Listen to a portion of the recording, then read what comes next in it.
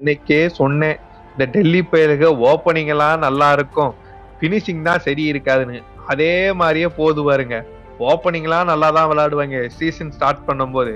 போக போக இப்படித்தான் ஆயிருவாங்க. நடந்த டெல்லிக்கும் கொல்கத்தாவுக்குமான மேட்ச்ல டெல்லி ஃபர்ஸ்ட் பேட்டிங் முடிச்சு 142 ரன் தான் அடிச்சாங்க. நிசங்கா 50 அடிச்சாரு இதுலயும். ராகுலும் நிசங்காவும் நல்லா தான் ஓபன் பண்ணாங்க. ஆனா ஒவ்வொரு மேட்ச்லயும் ராகுல் பெர்ஃபார்ம் பண்ணாம போனா அந்த டீம் படுத்துறதுங்கிறது ஒவ்வொரு மேட்ச்லயும் நமக்கு தெளிவா புரிகிறது. டெல்லி மிடில் ஓவர்ஸ்ல டேக் ஆன் பண்ணவே முடியல.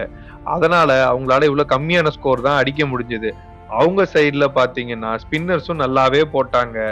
முக்கியமா கார்த்திக் தியாகி 2 விக்கெட் எடுத்தாரு. ராய் 2 விக்கெட் எடுத்தாரு. அது தவிர மத்த எல்லாரும் ஒவ்வொரு விக்கெட் எடுத்தாங்க, வருணை தவிர. செகண்ட் இன்னிங்ஸ்ல பேட்டிங் வந்த கொல்கத்தா ரஹானேவும் ஃபின் ஆலனும் நல்லா தான் ஆரம்பிச்சாங்க. ரஹானே ரன் அவுட் ஆனாலும் ஃபின் ஆலன் தனி ஆளா நின்னு மேட்சை முடிச்சு கொடுத்தாரு. இந்த கம்மியான ஸ்கோர்லயும் அவர் ஒரு செஞ்சுரி அடிச்சாரு. கேமரூன் கிரீன்ஸ் ஒரு 33 ரன் அடிச்சாரு. ஈஸியா மேட்சை முடிச்சுட்டு போயிட்டாங்க 14 ஓவர்ல இந்த ரன்னை சேஸ் பண்ணி. இந்த வெற்றியின் மூலமா கொல்கத்தா ஒரு பாயிண்ட் மூவ் ஆகி 7வது பொசிஷனுக்கும் போயிட்டாங்க.